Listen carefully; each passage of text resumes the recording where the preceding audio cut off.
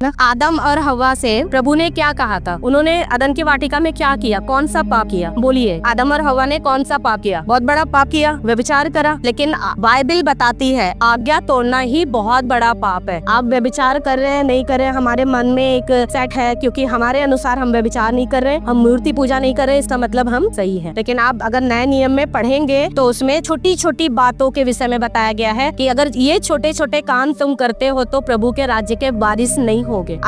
उन्होंने आज्ञा नहीं मानी अदन की वाटिका में और वो प्रभु के उपस्थिति से अलग कर दिए गए। उन्हें प्रभु ने अदन की वाटिका से निकाल दिया, है ना। लेकिन हम लोग जब प्रभु को जानते हैं तो हम भी प्रभु आज्ञा ना मानना, हमें भी प्रभु कहता है कि मतलब लौट आओ मेरे पास, अपने पुराने से प्रेम में आ जाओ। हम नहीं आते, हम उन्हीं चीजों को करते रहते हैं। कई बार हम निकलने की भी कोशिश करते हैं पर हमसे नहीं होता। अगर आपके जीवन में कहीं हिस्से में गलतियां हो जाती हैं, पाप हो जाती है, जिससे खासकर जवान बच्चे, जिससे हम निकलना चाहते पर हम निकल नहीं पाते, अगर आपकी गलती एक है तो अपना प्रार्थना उससे जस्ट डबल करो, तब आप उससे निकल पाओगे। आपको थोड़ी सी आग को बुझाने के लिए आग से थोड़ा ज्यादा पानी, लेकिन ज्यादा आग को बुझाने के लिए ज्यादा पानी, उससे भी ज्यादा आग है, फिर लोग बालू डालते हैं, बारूद डालते हैं, तब जाके वो आग बुझती है। तो जैसी गलती आप प्रार्थना आपका उससे कहीं ज्यादा बढ़कर होना चाहिए, आप तब उस पाप से निकल पाएंगे। नहीं आप सोच रहे हैं कि आपने पाप कर दिया, प्रभु मुझे माफ कर दो, बस अब नहीं, कल नहीं करूंगा, आप कल फिर वही पाप करोगे। तो इसलिए आप अपने आप को यदि सचमुच उस पाप से निकालना चाहते हैं, उस गलतियों से, उन गुनाहों से निकालना चाहते हैं, तो अपनी तैयारी और ज्यादा करो। एक बच्चा जब 1 साल फेल हो जाता है तो माँ बाप उस पर थोड़ा और ध्यान देते हैं, वैसे हमें अपने आप पर ध्यान देना है। हमें ध्यान देने के लिए, हमें गाइड करने के लिए पवित्र आत्मा दिया गया है। आप अपने आप को,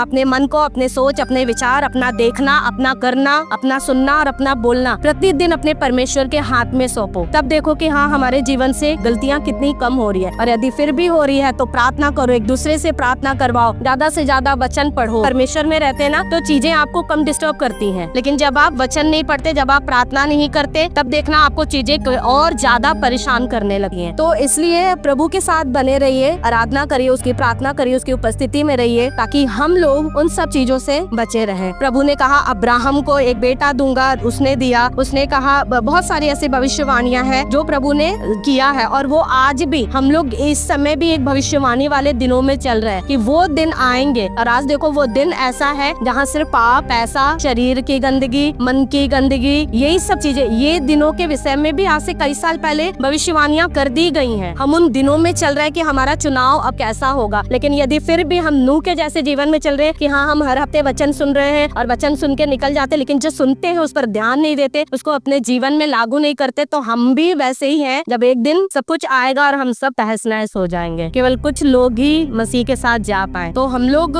ऐसे इतना ठंडा वाला जीवन नहीं जिए। हम और आप भी उन्हीं दिनों में, जैसे नूह के दिनों में भविष्यवाणियां होती थी और लोग नहीं मानते थे, हम लोगों को भी चिताया जाता है, बार बार बताया जाता है, बार बार, लेकिन हम फिर भी उन्हीं गलतियों को करते हैं, ना कि उनको करते हैं जो परमेश्वर हमसे चाहता है। दुख कर देख करके हम लोग तुरंत पीछे हट जाते हैं, हमसे दुख नहीं सहा जाता, हमारा दूसरा रास्ता हमारे ही दिमाग में तैयार रहता है। हम नहीं जाएंगे चर्च, हम नहीं करेंगे, और बहुत सारे लोग तो ऐसा कहते हैं मन ही नहीं लगता। मन जब होगा तब तो लगेगा, हमारा मन ही हमारे बस में नहीं है तो हम कैसे प्रार्थना कर पाएंगे। प्रभु ने कहा था उसके दूसरे आगमन के विषय में कि देश देश पे चढ़ाई करेगा। हम जान रहे हैं, हम सुन रहे हैं कि हाँ, देश देश पे चढ़ाई कर रहा है। हम सुन रहे हैं कि झूठे भविष्यद्वक्ता उठ खड़े होंगे। हम अपनी आंखों से देखते हैं कि हाँ, मसीही लोग कैसे सताए जा रहे हैं। पर फिर भी क्या हमारी तैयारी वैसी है जैसी होनी चाहिए? जैसा प्रभु ने कहा है अपने आने के पहले कि जब इन दिनों को आते देखो तो और भी ज्यादा संगति करो, पर इसका जस्ट उल्टा है प्रभु के संगति के विषय में, उसके राज्य के विषय में। और हम सोचते हैं कि हम बचाए जाएं, तो प्रभु किसी का पक्षपात नहीं करता, उसके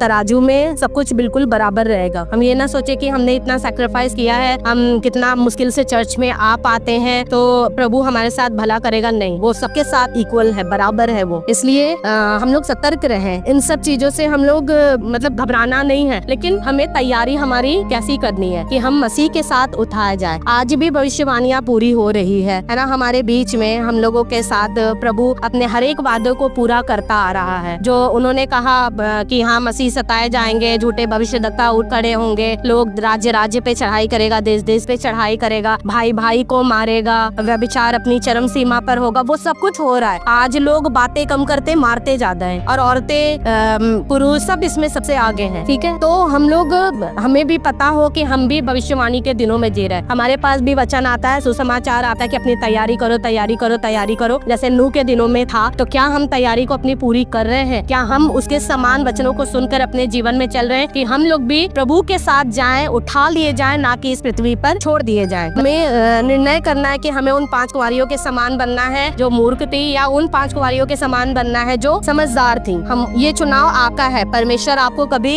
धक्का नहीं देगा कि नहीं तुम चुनो, तुम चुनो। आपका चुनाव है, उसने आजादी दी है आपको चुनने के लिए। आप चुन लीजिए कि आप क्या करना चाहते हैं। प्रकाशित वाक्य 3:11, मैं शीघ्र आने वाला हूँ, जो कुछ तेरे पास है उसे थामे रहे कि कोई तेरा मुकुट छीन ना ले। हम जब मसीह में आते हैं, प्रभु हम कितना आराधना करते हैं, कितना प्रार्थना करते हैं, कितनी उपस्थिति में रहते हैं, वो सब चीज क्या आज है? कितने आशीषित होते हैं, दर्शन देखते हैं, वचन बताते हैं, कितनी आग होती है, वो है या छिन गया? अपने ऊपर ध्यान दीजिए, क्योंकि मसीह का वचन कहता है मैं शीघ्र आने वाला हूँ, जो तुम्हारे पास है उसमें ठंडा मत हो, पर उसको क्या करना है? थामे रहना है। ठीक है। उसके बाद हम प्रकाशित वाक्य 17:6 पढ़ेंगे। यहाँ पे परमेश्वर का वचन लिखा हुआ है, मैंने उस स्त्री को पवित्र लोगों का लहू और यीशु के गवाहों का लहू पीने में मतवाली देखा और उसे देखकर चकित हो गया। यूहन्ना बपतिस्मा देने वाला बता रहा है कि वो स्त्री जो एक बड़ी वेश्या है, उसके विषय में कि उस स्त्री को पवित्र लोगों का लहू, पवित्र लोग कौन? जो बहुत पवित्र होते हैं, जो आत्मा में चलते हैं, जो वचन पढ़ते हैं, जो आराधना करते हैं, जो चर्च जाते हैं, प्रभु की आज्ञाओं को मानते हैं, उन लोगों के विषय में कह रहा है कि पवित्र लोगों को, जिन्हें हम और आप अपनी आंखों से देखते हैं, सोचते हैं ये मनुष्य बहुत अच्छा है, ये इंसान बहुत अच्छा है, ये पवित्र है, ये प्रभु के साथ सही चलता है, यीशु मसीह के गवाह है, उन लोगों का लहू कौन पी रहा है? वो वेश्या। मतलब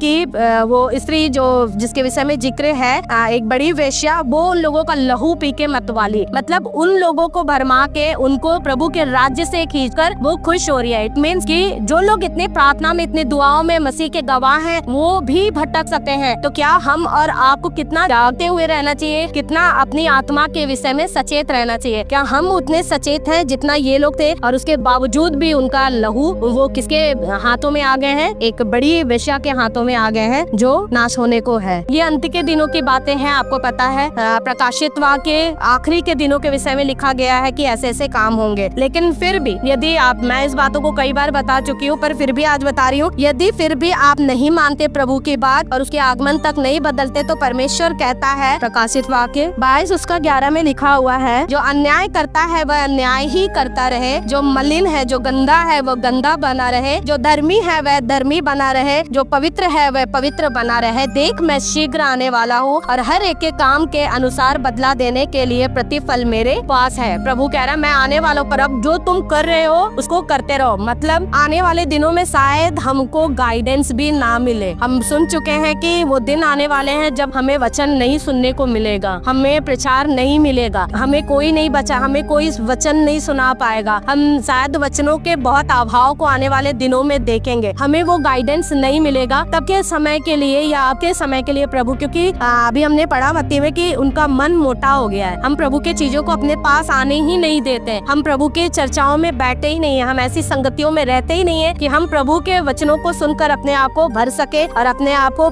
परमेश्वर के साथ चला सके। इसलिए हम जो करते हैं हमें वही अच्छा लगेगा, और प्रभु हमें हमारे हालातों पे छोड़ देगा कि जो तुम कर रहे हो वो करते रहो, क्योंकि मैं शीघ्र आने वाला हूँ। जो तुम करते हो उसका प्रतिफल परमेश्वर के पास है। एक आखिरी वचन 22:18 और 20, मैं हर एक को जो इस पुस्तक की भविष्यवाणी की बातें सुनता है गवाही देता है, यदि कोई मनुष्य इन बातों में से कुछ बढ़ाए तो परमेश्वर उनको विपत्तियों को और जो इस पुस्तक में से लिखी हुई उस पर बढ़ाएगा। यदि कोई इस भविष्यवाणी की पुस्तक की बातों में से कुछ निकाल डाले तो परमेश्वर उस जीवन के वृक्ष के नगर में से जिसका वर्णन इस पुस्तक में है का भाग निकाल देगा। जो इन बातों की गवाही देता है वह यह कहता है, हाँ मैं शीघ्र आने वाला हूँ, आमीन। हे प्रभु यीशु आ, है ना। परमेश्वर कहता है कि वो जीवन की पुस्तकों से निकाल देगा। हम कई बार वचनों को गलत तरीके से अपने लाइफ में कोड करते हैं। हम अब जैसे कि हमसे गलतियां होती है, हम कहते हैं प्रभु माफ करने वाला, हमें माफ करे। प्रभु बार बार माफ नहीं करेगा, है ना। प्रभु ने आपको एक बार रास्ता बताया, आपको उस रास्ते पे चलना। बार बार गलती करके अगर हम माफी मांगे और ऐसा सोचे कि प्रभु हमें माफ करेगा, तो वो हमें माफ नहीं करेगा। इसलिए हम और आप भी भविष्यवाणी के दिनों में जी रहे हैं। हमारे सामने भी वो सारी बातें हो रही है जिसका जिक्र अभी हमने सुना, है ना। इन सब बातों का जिक्र बाइबल में किया गया है, लेकिन हमारी तैयारी कैसी है? हम सुनते हैं और भूल जाते हैं। हमें भूलना नहीं, हमें याद रखना है कि नहीं, हमें कहाँ चलना है और किस राहों पर चलना है। उनको पकड़ के रखो, कोई हमसे छीने नहीं, ताकि हम जब प्रभु प्रभु आए तो उसके साथ हम लोग भागी हो, ना कि यहाँ पर नूह के दिनों में जैसा छोड़ दिया गया हम और आप भी छोड़ दिए जाए। इसलिए अपनी तैयारी पर ध्यान दीजिए। प्रार्थना करना अच्छा है, आराधना करना अच्छा है, वचन पढ़ना बहुत अच्छा है, प्रभु की संगति में रहना बहुत अच्छा है, उसकी आज्ञाओं को मानना बहुत अच्छा है। पर आपकी खुद की तैयारी कैसी है, आपका जीवन कहाँ जा रहा है? क्योंकि आप अकेले में क्या करते हैं वो आपके अलावा और कोई नहीं जानता, केवल परमेश्वर, और न्याय उसी के हाथ में। तो इसलिए अपने आप पर, अपनी तैयारी पे ध्यान दे। परमेश्वर आज के वचन के द्वारा हम सबको आशीष करे। सबको जय मसीह के।